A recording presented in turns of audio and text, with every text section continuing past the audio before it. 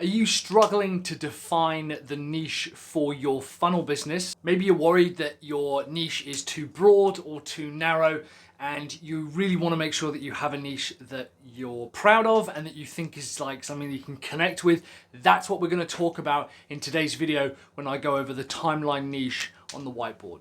Hey there guys, Mike here from Sell Your Service. I'm really glad that you're joining me today. If you are a new funnel builder, go ahead and click subscribe because I produce videos like this every single week helping funnel builders like you hopefully attract 5-figure marketing funnel deals.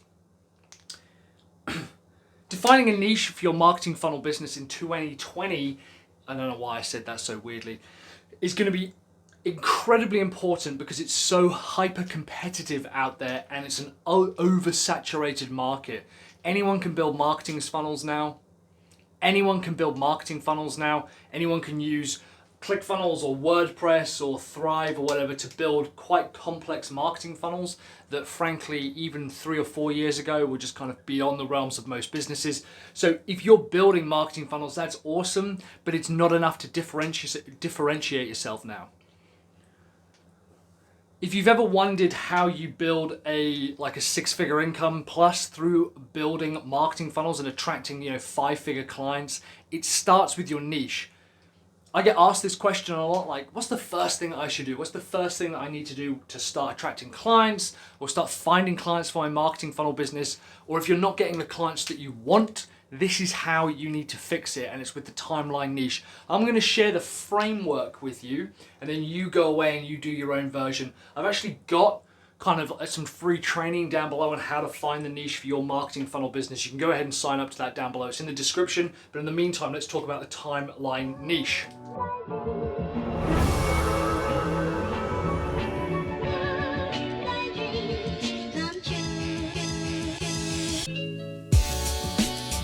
So this here is the timeline of you taking a client on, working through that process with them and finishing up the project. Now ideally, of course, we've got like recurring revenue and we have all sorts of subscription products and upsells and stuff, but overall you've probably got one process that you're going to take the majority of your customers through.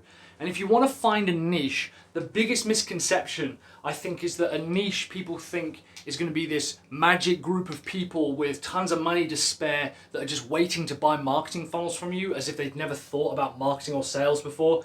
And what you're going to do instead is find a part of the process that you love and then understand, well, who benefits the most from working on that part of the process, who benefits the most from me delivering that part of the process to them. And also we mix in things like your sweet spot, which we'll talk about. So this is the timeline. So what I want you to do first of all is on one side, put on the start side, what are they like before they start working with you? So before you build a project with them, what do they like? What do they have? What do they experience? I've done this before doing like what we call our product story. There's digital marketers before and after grid. So this might be, and we want to think a bit broader and smarter. Like it's not just, a lot of people will put like they don't have any leads or they don't have any sales. Fuck that. They're stressed about, about work. They are working crazy hours every single day. And again, it doesn't matter. I don't care who your market is. I don't care who your customer is. Before you start working with someone, what are they like? Who are you most attracted to? Who do you think, yeah, I could help you? They don't charge enough. Maybe they have low sales, but try to get more like specific than that. Try to get more emotive. They've got a low self-esteem. And then on the other side, after you work with them, what have they got? Who are they becoming after you work with them? And again, this is just a framework. I'm going to give you some examples, but you do this however you want to do it. So at the end, they've got confidence, maybe they've got clarity, they're working less, maybe they only work 4 days a week from then on. And remember, you can create any kind of finish you want. You can turn people and businesses into absolutely anything that you want to turn them into. If you want to make sure that people can go hiking more, awesome. They're not hiking enough, Now they hike every single day. Miles Beckler's a good example of that. He changed his business model and now just basically goes hiking out in like Flagstaff and stuff every single day. It's awesome.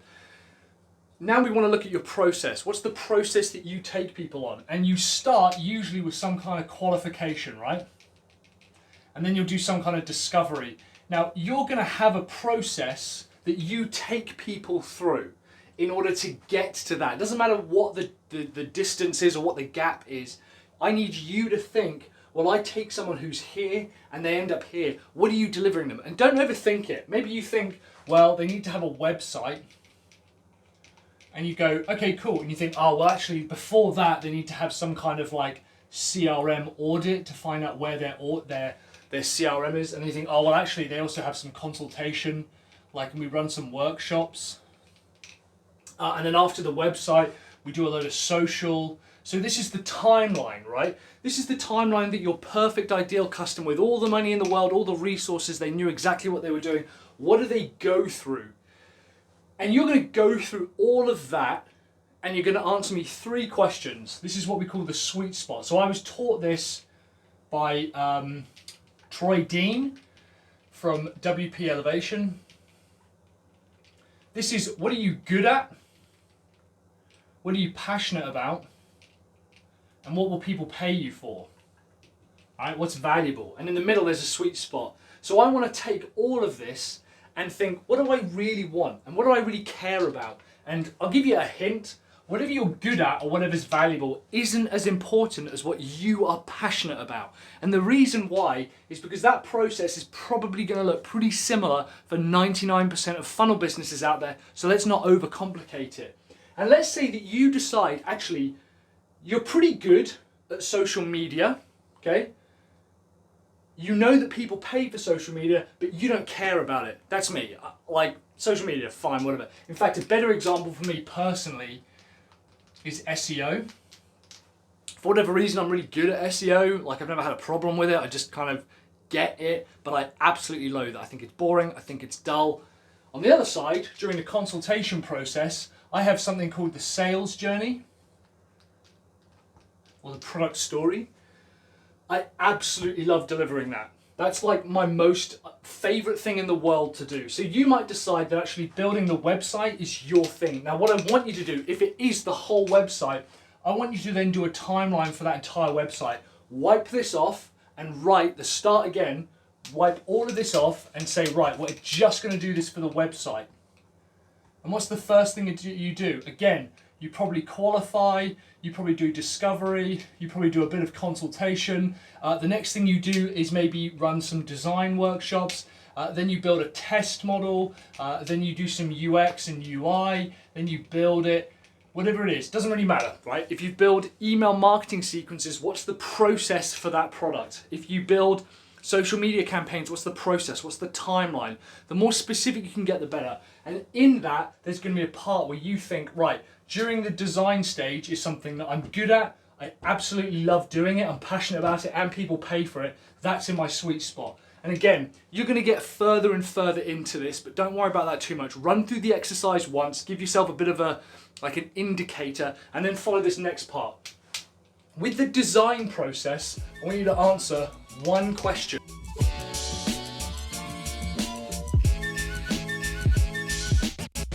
What characteristics does the customer need to have in order to benefit the most from your sweet spot? So let's say the design aspect, and again, you're naturally going to become like further and deeper into this. Don't worry about this too much, just keep doing this exercise. What characteristics does the customer need to have in order to benefit from this? So here's what I mean by this. If I was to help someone with sales training, for example, the number one characteristic that they need to have before I start working with them in order to benefit the most from my sales training and sales consultation is that they have to have current sales. I cannot take someone from 0 to 1. Right? It's much, much harder. The results aren't as great and people aren't as happy. I'm much better at taking someone from 9 to 10. Okay? So in your part of the process, in your sweet spot, there are characteristics that the customer needs to have that would benefit the most from your sweet spot. Another way of thinking about this is the Frank Kern question, which is, if you could only get paid after the customer got results, so if you could only get paid after you deliver the work and the customer gets the results, what characteristics would they need to have in order to make the project a success and a no-brainer for you to accept? So you need to now answer, what characteristics does the customer need to have in order to benefit the most? Every single business in the world will benefit from working with you, but only a few will benefit the most. Design, for example, they're willing to, spend money on increasing conversion rates. All right, they have a budget to increase conversion rates. They're able to afford you. You like working with them. They enjoy design, but they don't get too involved inside it. I want you to list out a load of characteristics, and some areas you can think about are: what types of products are they selling? What type of customers are they working with?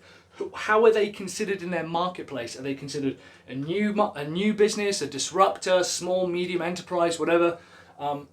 What type of transactions are you affecting? Are you affecting upsells, downsells, refunds? Are you affecting membership businesses? What type of business model do they have?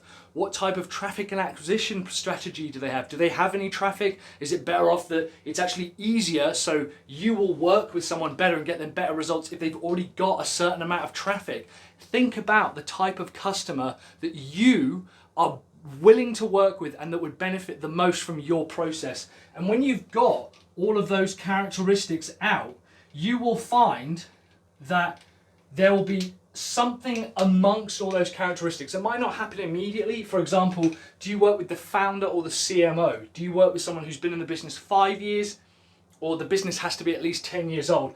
And you'll look at all those characteristics, and those characteristics are what will give you your niche. That's how we have people, from the Sell Your Service who only work with people who have got 2 founders. That's how we know that we have niches. That's how we've helped funnel builders find niches that are, we help people get back to home so they can collect their kids at 3 o'clock, right? We actually build marketing funnels, who cares? What we do is we work with people who need to get home by 3 o'clock. So one of the characteristics that particular funnel builder worked best with was parents, predominantly mums, but parents who wanted to get home by 3 p.m. They would actually benefit the most from her process. That's how you come up with a characteristic that you can put into your niche. I've got a ton of other videos on niching that I'll link below, as well in the playlist and stuff like that. And also I'll do some more niche training soon. But that's the niche timeline model. If you want to find out the types of characteristics that your type of business is worth working with, and that is what will give you your niche. When I did my sales training, I realized that the type of customer, the benefit of the type of customer is they sell some kind of service passionately. It fell within funnel builders, so wouldn't you know it, the characteristic that I've gone after is helping funnel builders with their sales process. So perhaps most importantly, what's your niche? Let me know in the comments down below. I'd absolutely love to read what your niche is. Remember, your niche is who you work with and the problem you solve for them or the result you get. It's not what you do.